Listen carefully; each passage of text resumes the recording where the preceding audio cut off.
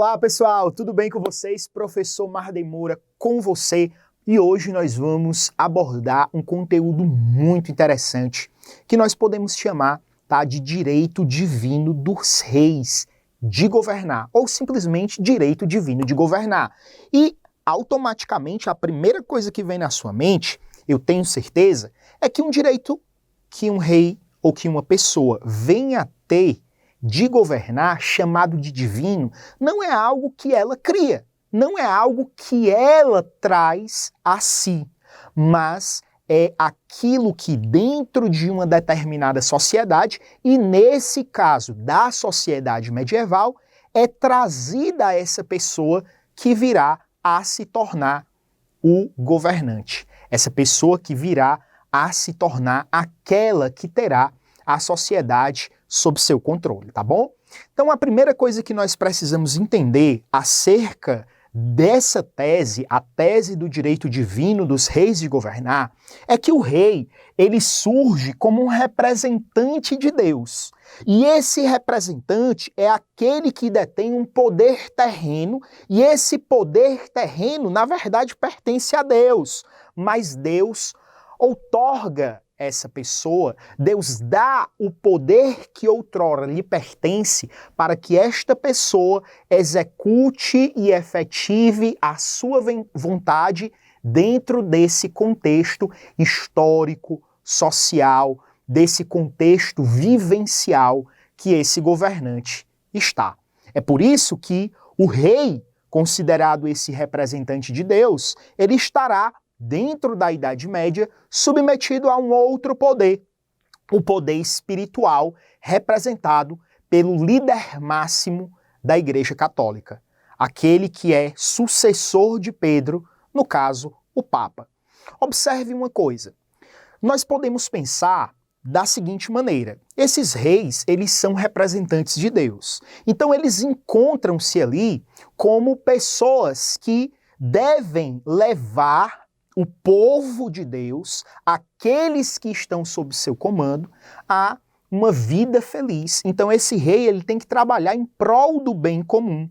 É por isso que a bênção dada, esse direito divino de governar dada ao rei, se estende sobre toda a sua linhagem. Esse direito ele se estende de modo hereditário, ou seja, passado aí de pai para filho. E você pode me fazer a seguinte pergunta, mas professor, na Idade Média nós vemos vários tiranos, nós vemos vários déspotas e eles recebem diretamente esse direito, essa, digamos assim, graça de governar?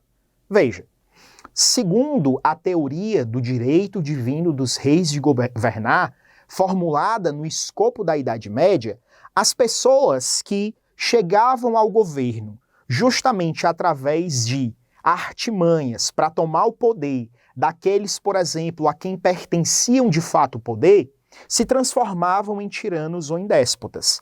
E isso era representação de um castigo de Deus sobre diretamente o povo que, nesse caso, teria um representante, teria o governante, que naquele momento, por causa dos seus pecados, estava merecendo.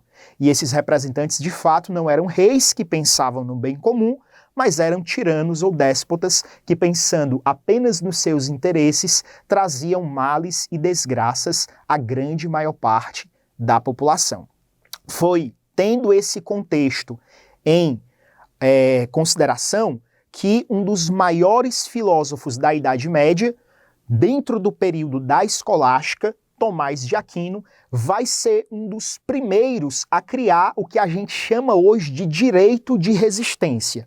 Esse direito de resistência, ele estava respaldando justamente uma determinada população de se voltar contra um determinado governo, se esse governo ele não estivesse agindo em relação ao bem comum, se esse determinado governo ele simplesmente estivesse agindo pensando nos seus próprios interesses. Esse direito de resistência é então um direito dado a Deus ao povo para reportar e consequentemente lutar contra aqueles que usam da tirania, usam do despotismo contra o povo, contra aqueles que recebem os favores de Deus. Tomás de Aquino foi um filósofo muito importante. E dentro desse contexto da sua filosofia política, da sua filosofia social, levando em consideração tudo aquilo que era do âmbito terreno, mas também tudo aquilo que era do âmbito celeste, Tomás de Aquino diz que a igreja, ela tem uma tarefa muito importante, que é justamente levar as pessoas à salvação. Mas os governos, os reis, eles também têm uma tarefa importante. Eles precisam submeter-se ao poderio da igreja. Não é à toa que, falando da estrutura da lex é lei, a estrutura da lei ou a estrutura das leis dentro do período medieval, Tomás de Aquino pensa que existe uma hierarquia entre as leis. A hierarquia das leis mostra que aquela lei mais soberana, mais elevada, a qual jamais deverá ser usurpada, é a lei divina. Lei esta que conduz todos os homens à salvação. Depois nós temos as leis ou a lei natural. Essa lei natural é a lei que garante, por exemplo, que uma pessoa deva nascer, deva se desenvolver, deva ser livre, deva, por exemplo, ter o seu direito, né, de vida garantido por outras pessoas. Essa é uma lei natural que Deus ele inscreve em todos os seres humanos. E por fim, nós temos as chamadas leis humanas. Então observe, as leis humanas, elas são leis criadas por governantes para normativizar a vida social das pessoas. Ora, essa lei humana, ela é, no âmbito da hierarquia das leis, aquela lei formulada que é a mais baixa. Ela é importante, mas ela é a mais baixa em relação à lei natural e à lei divina. E ela jamais deve ser uma lei formulada, porque ela é uma lei criada por governantes, então ela jamais pode ser uma lei formulada que tenha os seus princípios de modo contrários aos princípios da lei natural ou da lei divina. Toda e qualquer lei humana deve levar em consideração as leis naturais, as leis que pertencem à natureza humana esta criada por Deus, e também a lei divina que indica a salvação dos homens. Ou seja, eu não posso, enquanto governante, um governante bom, um governante justo, criar uma lei para regulamentar a vida das pessoas que seja contrária à salvação indicada na lei divina.